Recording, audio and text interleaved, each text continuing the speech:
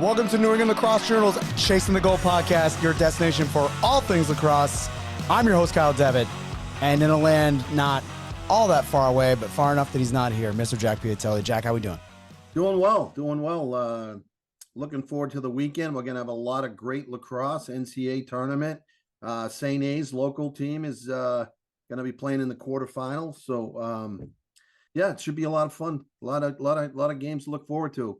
And I got to tell you, our next guest, unfortunately for you, he's a Springfield grad. Oh, man. You snuck one past me again? I did. Ugh.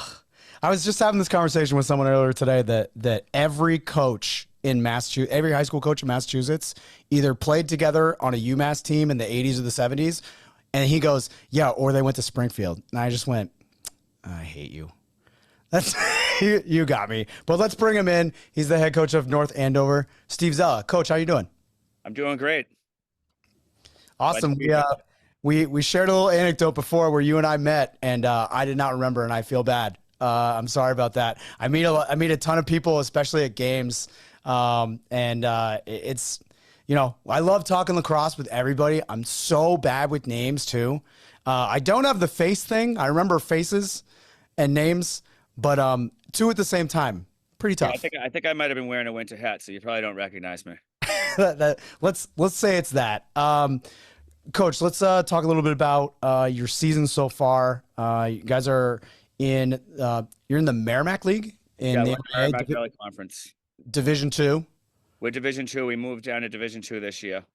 Okay. That's all. Every time I talk to a Mass coach, it's like, wait, were you there the whole time? Because there was a ton of movement this year, last year, and this year from schools going up and down. What's your experience been with that? Like, do you enjoy that? Is it annoying? Like, how do you feel about it? To me, it doesn't really matter. You know, like we're trying to win a state championship. It doesn't matter what division we're in, but like for us right now, we are not where we've been in the past this year. We're a really young team. So I think that everything happens for a reason. And the move to Division II for us is definitely going to help us in the playoffs. You know, last year and previous years, we've had to go against teams and we've beat some of the private school teams, CM last year. We've lost to St. John's Prep twice. 2 times they've knocked us out, and it's just really hard to get past those schools. So I think with going into Division II, we have a better chance of winning a state title. So, the negative is, you know, you're not playing the top, you know, the best teams in the state, I don't think, but the competition's still really good in Division II. I mean, there's some very, very good teams out there. So, but I just think that it gives us a better chance to go deeper into the playoffs. Steve, you started coaching, I believe, at Brookline High. You were at Brookline High for a number of years, and you did a great job there. You had some very good teams, competitive teams. You sent a number of kids off to great colleges when you were at Brookline. Then I believe, is it you moved to North Andover? Is that why you decided to? No, I just, actually, it was I coached Massachusetts, and one of the players from Massachusetts, Mike Roach, asked me during a shooting session if I would be interested in coaching at North Andover. And that happened in 2018. At first I said no, and then I thought about it again. And I decided to take up his offer, and I went in and, you know, I did the interview, went through the process, and here I am, and I'm really happy to be there. But I live in Wilmington, and I was commuting, from Boston to Brookline to Wilmington. And now I just do the same thing. I go from Boston, drive an hour and a half to North Andover, and then at least my home is closer than driving back from Brookline. So I've always been here in Wilmington. I was in Bedford for a little bit, but for the most part, I've been living here in Wilmington, Mass. And you always wanted to get into coaching after you left Springfield, right? And what year did you graduate at Springfield? I graduated in Springfield in 1999. And then so it's funny because I was going to go to Springfield, and out of high school, I wanted to go to Springfield and I wanted to go to Hartford. And I really like Jack McGettrick and I really like Springfield. I wanted to play D1, and I know I had an opportunity, but I chose Springfield for the phys ed program. And, you know, my recruiting trip was a D2 national championship. But I always stayed close with Coach McGettrick. And when I left Springfield, he gave me an opportunity to be a grad assistant at the University of Hartford. So, you know, obviously, you know, I took that offer and I went in, and I was a grad assistant there for 5 seasons, and that's where I really learned how to coach. Yeah, and he was a great man and a great coach, and God bless his soul. Yeah, God bless his soul is right. And I'll tell you right now, like he was an amazing human being. And one of the legendary coaches that, not a lot of people talk about. He was 1997 Division One Coach of the Year. He's had some great teams there. He's had, NLL players get drafted, Tracy Koleski, Brian Bendig, Derek Suddens. There's a whole list of them, but LaMonica, the goalie, another one. I think he played on the world team. And those are all kids that Jack brought in and developed. And, he definitely made U Hartford what it was at the time. Yeah, no question. And he passed away much too young, and he was just getting into his prime as a coach, and he would have gotten, not that within his own little circle people knew who he was, but on a national level he wasn't as known as he should be, and unfortunately he died a much too young man. Absolutely. Coach, how would you describe your coaching style at North Andover and how it's kind of evolved over the years to what it is now? Well, my coaching style is, we work hard. All right. We stay disciplined. It's definitely more of a command style coaching. Like we game plan for every single team that we play. Sometimes we do things differently. My style is, they're expected to work hard. They're expected to compete at a high level. They're expected to play with energy, be good teammates, and be ready to compete against anyone. So we do a lot of prepping for each opponent. The goal to come when I got there was to win a state title. So my coaching style is I'm more intense, I would say, than laid back. I would say so too. Push. Here we go. I really squeeze everything I can out of our players. And I demand high expectations from them. And it's all about execution. And, we run plays and defenses over and over again until they're damn near perfect, and it gets repetitive. But when you're in the game and there's a situation where you need a goal or you need a stop or you need to clear the ball or you need to make a play, then the play is a game ready for that.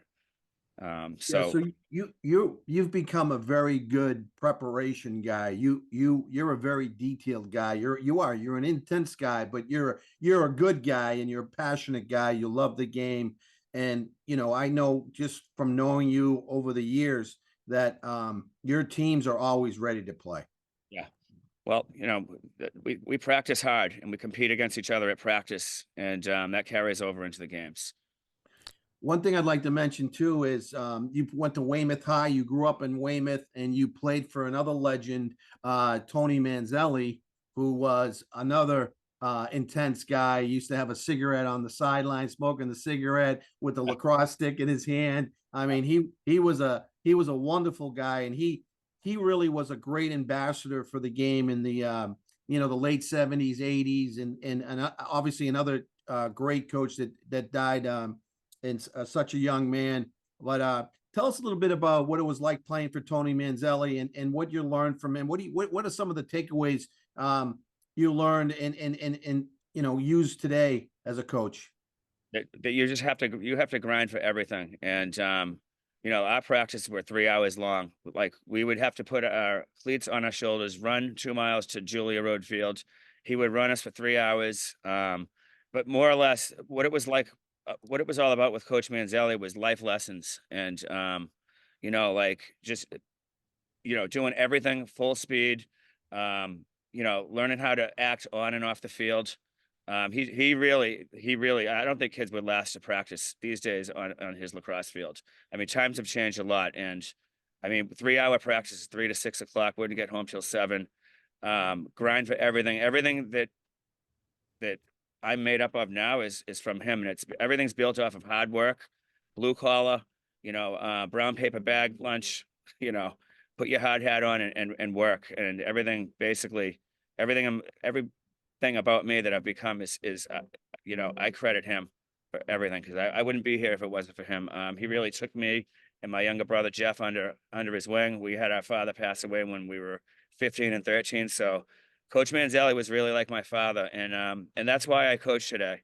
to give back and do what, for kids, what Coach Manzelli did for me and helped me become where I am today and who I am today and the father I am today and the coach I am today and the husband I am today. So that all comes from Coach Manzelli, and he really cared about people. He had a hard way about him, but with him, it was all tough love and, again, getting the most out of kids and really challenging them. And, at the end of the day, when you started at Weymouth as a freshman, it's like, you were a boy. When you leave there as a senior, you're a man and you're ready to take on the real world. And that's the best thing about Coach Manzelli. And Yeah. he always stayed with me, always through college. The New England Senior All-Star game, he showed up there for me. Showed up at my graduation. He's just he was an unbelievable human being.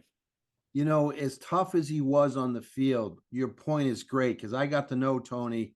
I was very fortunate to get to know him, but he was such a fun-loving guy off the field. He'd come up at you, he's laughing, he's still got the cigarette in his hand, and Oh he's yeah. shaking your hand. How you doing, Jack? How you doing? You're gonna have some kids. That's great. This and that. He was a wonderful, wonderful man and a great father and husband. And it's such a nice story. And he had so many great players come out of his program and go on and play at some great programs. And he really started that lead into, ACC schools, right? Some of the players from Weymouth back in the day that had great careers at Duke. And, when people didn't know much about Massachusetts lacrosse, he really put Massachusetts lacrosse and players like the Bussy Adams of the world on the map. 100%. I agree. I mean, we had we had a bunch of D1 kids on our team when I was a sophomore.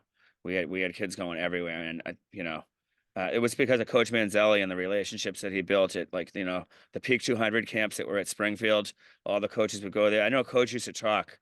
He used to talk on the phone at night with college coaches for hours, high school coaches, college coaches, and you're right. He definitely built that network. Getting some of those ACC, the Dukes, the Virginias, the Hopkins, the Princetons, all, up into the Mass area. Yeah. So it was, coaches. Yep. He was all about lacrosse and growing the sport and, having making it easy for the Eastern Mass kids, to be available to some of these bigger Division I schools. He really opened the door for him. Yeah, he did. He really opened it up. Yep. Summer is just around the corner, and if you're looking for a great boys or girls lacrosse camp, Piatelli Lacrosse has you covered. With camp locations in Northern Connecticut, Western Mass, and Central Mass, Piatelli camps are a great way for players to develop their lacrosse skills and improve their game. Our coaching staff is made up of current college and high school coaches that are experienced in working with youth-level lacrosse players. In addition to boys lacrosse camps, Piatelli is excited to offer the Panthers girls camps for players in 1st through 8th grade. For more information on the Piatelli boys and girls lacrosse camps, including dates and locations, visit piatellilacrosse.com/camps. That's PIATELLI lacrosse.com/camps. Are you serious about playing your sport in college? Do you need a flexible education that allows you to maintain your practice and competition schedules while also preparing you to succeed at the next level? You should check out the University of Nebraska High School. UNHS is accredited and offers more than 100 online courses, including NCAA-approved courses to protect your academic eligibility. Students could earn a UNHS diploma or take a single course for transfer credit. Courses are college prep, self-paced, and available 24/7, 365. Enroll anytime and take up to a year to complete a course. Visit highschool.nebraska.edu today. It's interesting to talk about kind of, your relationship with your coach and how it impacted you so much. And, I've told this before, like, I got into coaching for the wrong reason, because I hated my coaches. And now this is my 16th season coaching lacrosse. And now I realize that the impact that I can have on them is to be kind of not a father figure, but something close to it, right? Like I had a couple kids that have graduated, And I didn't really understand why they were the way they were. And then now I've kind of gotten to know that, like, you know, their dads aren't in the picture. And then I kind of look back on like how I interacted with them. And I was like, oh, that's why, you know, that's why he reacted that way. That's why I said that. And it really affected him. And that's why, you know, he and I have a good relationship, and we continue to now that he's out of school. And I think like one of the things that I've really come to realize in the last 4 years is like how important that is, and how impactful it can be to other people. Whereas I got into college coaching because I was like, you guys are idiots. I can't stand you. I have to do this better than you. Anyone can do it better than you. You know, like, it's an arrogant mindset. And to go from that to, you know, 16 years later to realizing that I can impact a kid's life in a positive way is like such a powerful thing. And like, I don't think we talk about it enough on podcasts and in parking lots, on, you know, on the phone with other coaches. It's like one of the things, the responsibilities that you have as a coach. And I would tell kids that are younger, like, if you wanted to get into coaching, that's a big part of it. Like, if you don't have the will or the want to help those kids do more than learn how to play lacrosse, like, you're not going to last very long. It's not going to go well for you. You know, you have to have like the care in you to give out to them, whether it's tough love like you're talking about, or whether it's a soft touch. You know, there's so many different ways you can coach and impact a kid's life. So it's just really, I can see how much it affects you, because I can see your face when you're talking about Manzelli, and you know, it just reminded me of that. You know, it's Yeah, I one mean, of how emotional you get talking about your coach sends a great message to what a great man he was and how important he was to you in your life. And, you know, we don't get into coaching for people to pat us on the back and say thanks. We do it, you know.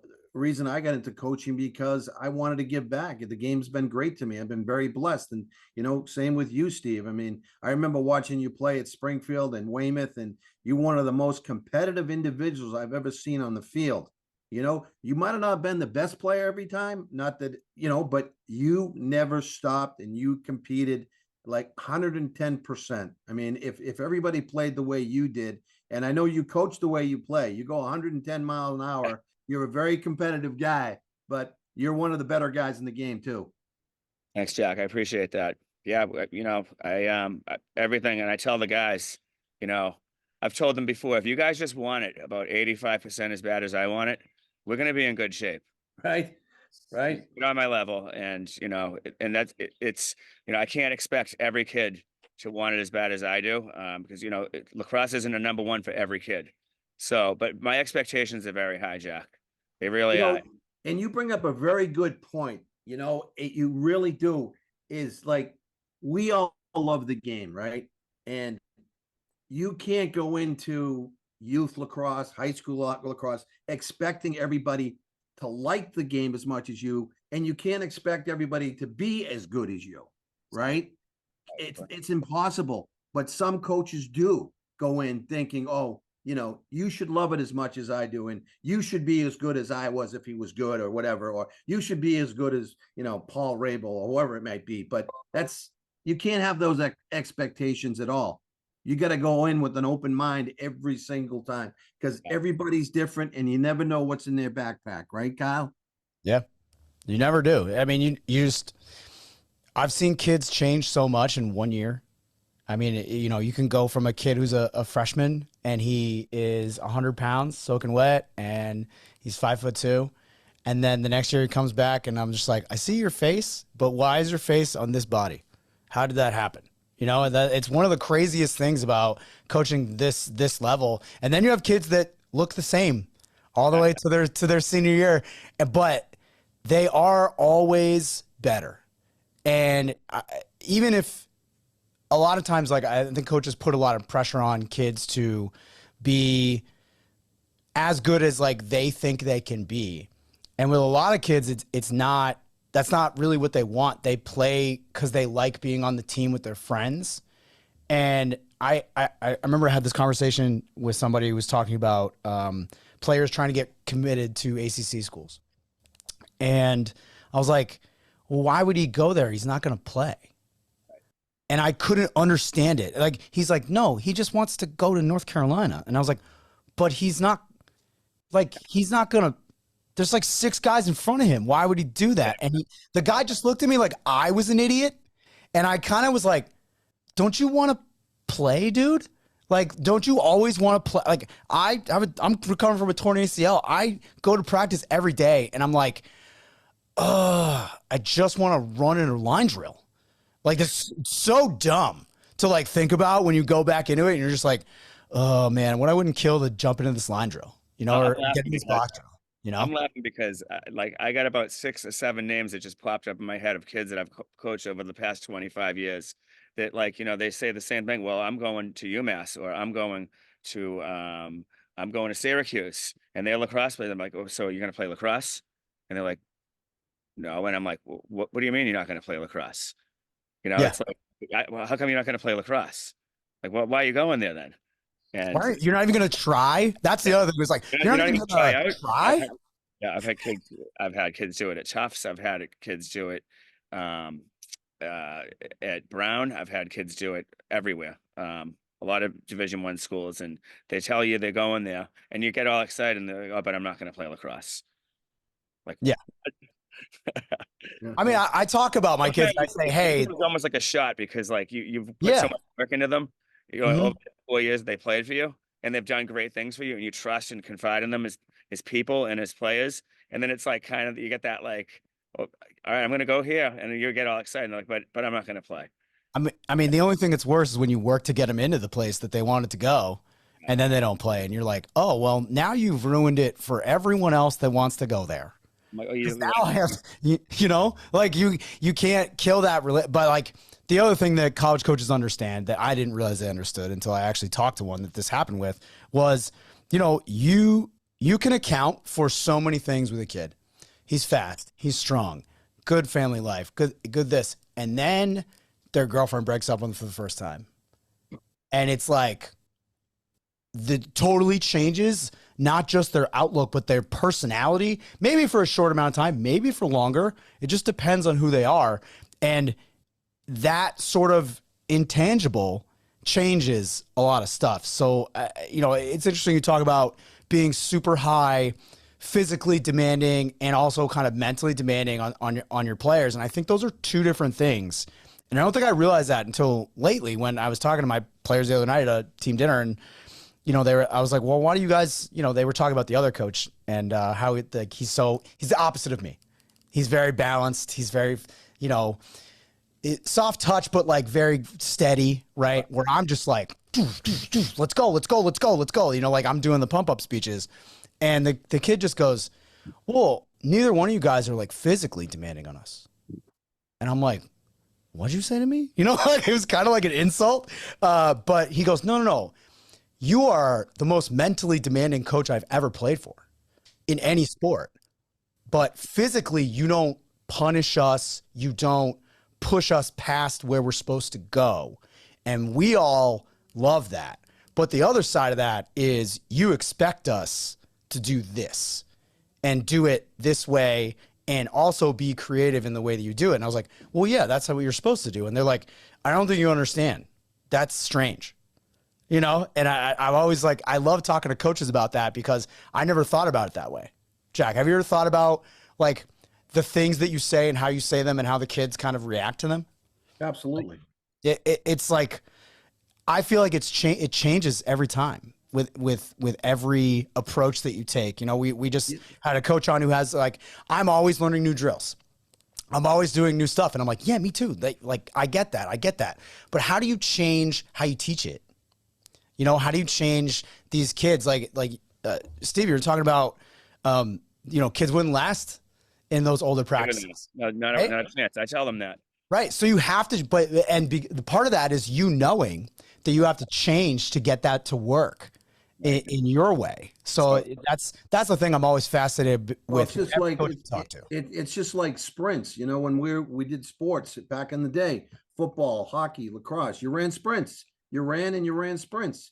Teams don't run sprints, but they utilize drills to get them, in shape. So they'll do full field drills. They'll have a lot of running and they'll stop and goes and things like that. So not only are they developing their endurance, their speed, their quickness, but they have a lacrosse ball in their stick now, right? All the, yeah, all the, So all and the conditions and the drills. Yeah. right. And the other thing, Steve, we're going to talk about your team and your season and the tournament you ran this year, because I think that's really a great thing you're doing for lacrosse. But one of the things I learned at a young age when I was coaching is I used to, especially the young kids, I used to bring them in and talk to them. And one day, a coach said to me, let's have them get on a knee. So when you get your team on a knee, every play gets on a knee, you're going to have a better chance having their attention than bring them all in at one time, even for a timeout if you can do it. Have them take a knee, because then they're really focused on you when they take a knee versus being in a group all the time. I agree. Because, right? Oh, So, definitely. Definitely. Steve, talk about your season, how it's going, what your expectations were going into it. Talk about a little bit about the tournament you created, and then we'll ask you some questions going forward for the state tournament. Sure. So, after last season, we lost to St. John's Prep in the Division I state quarters, and we graduated 10 seniors. So we knew we were going to be young coming in this year. With the power rankings, I put together a very strong schedule. We have the 5th strongest schedule in Massachusetts this year. So we're not playing the Little Sisters of the Poor, and I'm trying to get these kids to develop quickly. So we're 4-8 right now, not really where we want to be, but we have 7 of those losses to teams in the top 20, and 5 of them to teams in the top 10. So, we're very, very young all over the field. The good news is we have 15 juniors, 17 sophomores, and 15 freshmen, and we're playing some of those freshmen and sophomores. We're graduating 1 senior who's been excellent this year, Colin Willow. He's really become. We have 5 captains, but he's really like our number 1 guy because he's a senior. Colin's had a great attitude. We with our team and how it's going right now, because it's not really what it's been in the past. We've been pretty dominant in the past. I mean, since I've been there, we're 56-32, and this is kind of a change for him. But just to tell you about the season and how it started and where it's going is we started with Acton Boxborough, first game of the season. We played Zavarian the second game of the season. We played Bill Ricca. Then we played Reading, BC High, Andover, Wellesley. So those are all teams that are, and some of those games we were putting up points, and we had spurts of greatness at times, but at the end of the day, we need to put together 4 quarters. 15-8 with Acton Boxborough, 16-11 with Zavarian. We got our face-off guy got hurt against Bill Ricca. We lost that one pretty big. 18-11 with Reading, 15-1 with BC High. Andover, we lost by 10. So we got beat up a lot, but then you go and you play some of these other teams. The 4 wins we have against schools that are pretty good. So we wins against Melrose. We just beat Masco the other night. We beat Chelmsford. We were down 8-2 against Central Catholic, who just beat Andover, and we came back and won that game in overtime. So there's a lot of growth and character building going on in our team right now, and kids figuring it out, and we're really young. I love the players. I got a really good group of kids that I like, and I know I'm hard on them. But like going into tonight, we're playing the number 2 team in New Hampshire. We're 4-8, but we're 21 out of 32 in the power rankings. So the goal is really for us, to be battle tested, to be healthy, and to be playing our best lacrosse at the end of May. And that's every coach's goal. And of course, the health piece is a big part of it. And we've got a couple guys banged up. We've pulled some freshmen up. I got a freshman and sophomore playing at attack. I got a freshman deep hole starting. My goalie was the 3rd stringer at the beginning of the year. He's the starter now. So he's going into his 7th game, and he's really getting better. You talk about players, Kyle, that develop during the course of the season and how they're getting better. This kid's really, really come along. I mean, there's still a lot of aspects of his game that need to get better, but I'm really proud of the player he's morphing into right now. And, we returned. So out of our 5 captains, 4 of them, we have 3 of them that are juniors and 1 that's a sophomore. So, the future looks good. And, I tell the guys, you guys are knocked down. You're not knocked out. We get knocked down, we get up, and we keep swinging and we keep fighting. and we keep getting better. And, you know, hopefully by, you know, Memorial Day weekend, we're playing our best lacrosse. And that's really the goal, because when we get into the tournament, and we play in the first round, we're not going to see teams or any type of competition or team of any strength that we haven't already seen. And I think that's really important going into the playoffs, because, you know, they're not going to be nervous. They're not going to panic. We're going to be battle tested and ready for high level lacrosse.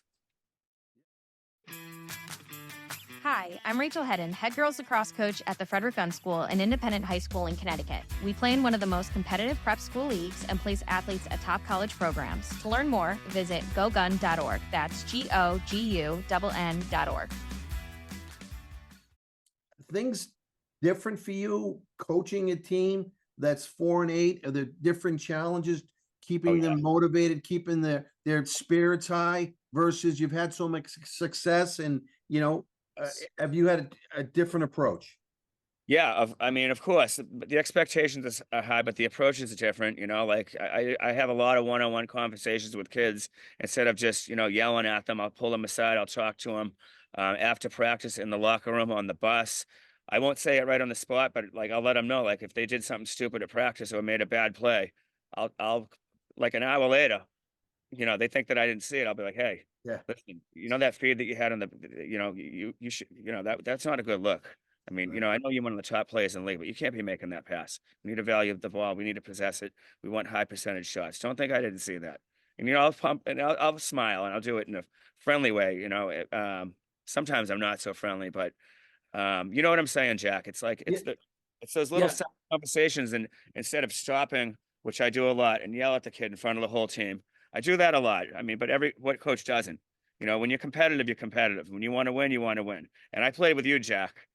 And I know all about it. I know how competitive you are too. So I know you understand what I'm saying. But yeah, you know, like you said, my approach has to be different. These kids are younger. They need to not just get kind of yelled at, but they need stuff explained to them more. And my assistant coach, Adrian Peacock, who's excellent, he's with the defense. Same stuff with him. And we talk at night, and we are just like, some of the stuff is just mind boggling. And we just tell each other. But I tell him, we just got to keep grinding, and these kids are going to get better. We're making deposits right now for the future. So that's what it's all about.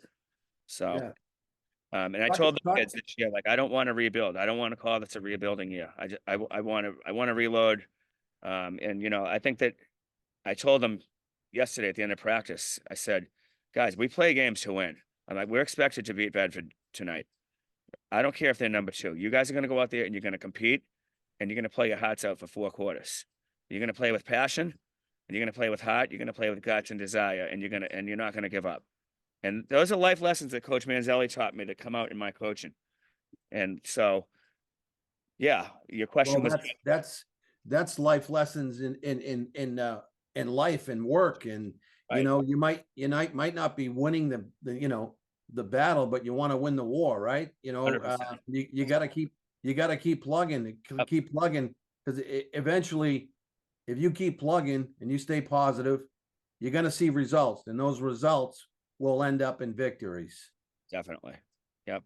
And do you have any hard and fast rules with your offense? Like, just recently we've kind of put in a play where, the first look is a fake look to the middle. And the first time we ran it, they passed it to the middle anyway. And I had walked over to the player. He's a senior. I've been with him for 4 years. I was like, hey man, don't feed the crease ever again. And just walked away in this play. And the next play he did it. And then we played the other day, and I was like, all right, now you can feed the crease. And he goes, really? And I was like, yes, only if it's open, you know? Okay. Yeah, you just have to sometimes. Like, well, off of I hate, this is a coaching thing. I hate the wing to crease look. It bothers me, because even if it's perfect, there's still going to be a check on the ball, on the stick, on the guy, and he's got to follow through and put it low. Yeah, so the wing to crease look is good if there's a pick set there. If they come off a pick from the wing, I like that, but I don't like the straight up wing to crease look either. No. Yeah. Drives me nuts. Our rule of thumb on offense is, our hard rule is dodge, draw a slide, and get to the backside. We want to try to attack the weak side is draw a slide, draw 2 defenders, bang it twice, and either redodge or shoot, and keep cycling the ball around until the D wears out. And don't make, if the look looks good there, if it's 50-50 at first, get it around two or three more times, and the look is going to be perfect. Just wear the defense down, keep them off balance, and just keep getting to the backside. That's basically what we do out of every set. Every set that we run out of is we're all about getting to the backside. Steve, wouldn't you agree? Sorry to interrupt. Steve, wouldn't you agree that one of the most difficult things to teach a high school offensive player, understanding the difference between beating a guy and drawing a slide, and how important it's actually more important to draw a slide than it is to try and beat a guy? Because a lot of times you can draw a slide a lot easier than trying to beat a guy one-on-one, depending upon 100%. Oh yeah, 100%. Right? And we either bang the ball, we either circle throwback, or we push it through X. But no matter what we're doing, Jack, we're changing fields. Now, if you beat your guy clean and have a shot, obviously I tell all my guys, you're a shooter first, you're a killer first. You're trying to put the ball in the back of the net. And if you beat your guy so clean that you have a shot, 100% take it. We're dodging the score first. But we like to spin the ball, and we like to dodge off the catch. We don't want to dodge from a standing position. We want to go. Yep. Yep. I cannot stand breaking that on these kids. Like, it's one of the first things that is just like, when you catch, you go. Right. We call it catch and go. We're going to catch and go here. We're going to catch and go here. We're going to catch and go here, but only after we spin this way or we reverse it. And then you catch, go.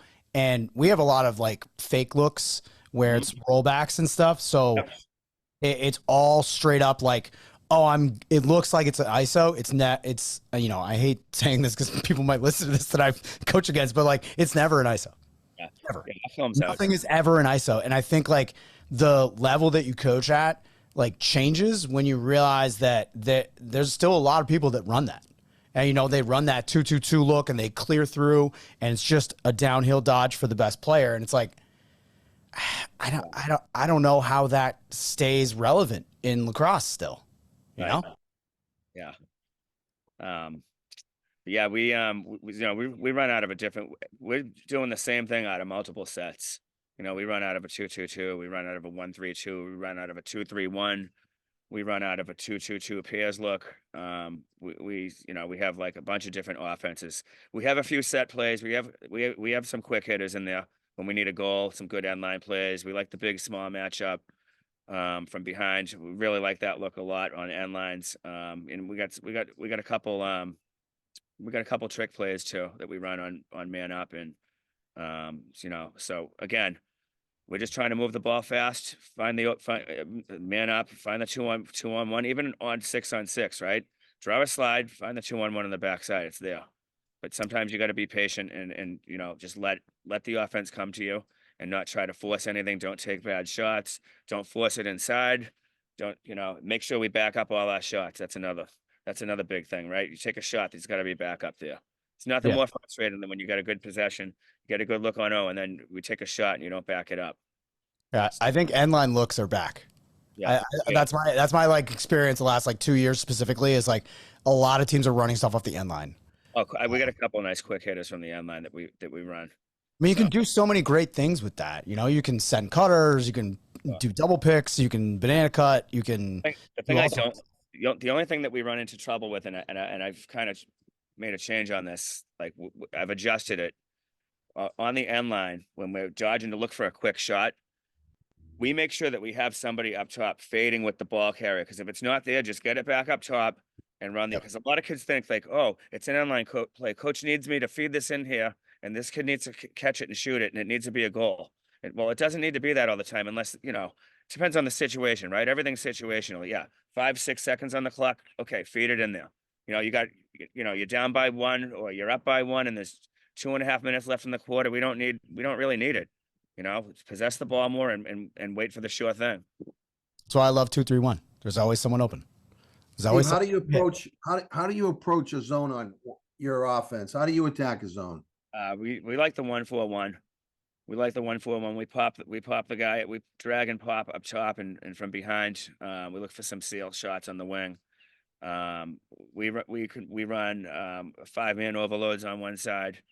So we like that a lot. And basically, guys in a 3-3, they'll literally have like 3 guys on the backside covering nobody because they're not smart enough to realize no one's over there except for Right. one guy that's moving Right. in the skip lane, right? So Right. yeah, we do. Do you We prefer run the ball? Do you prefer the ball at X or up top? Up top.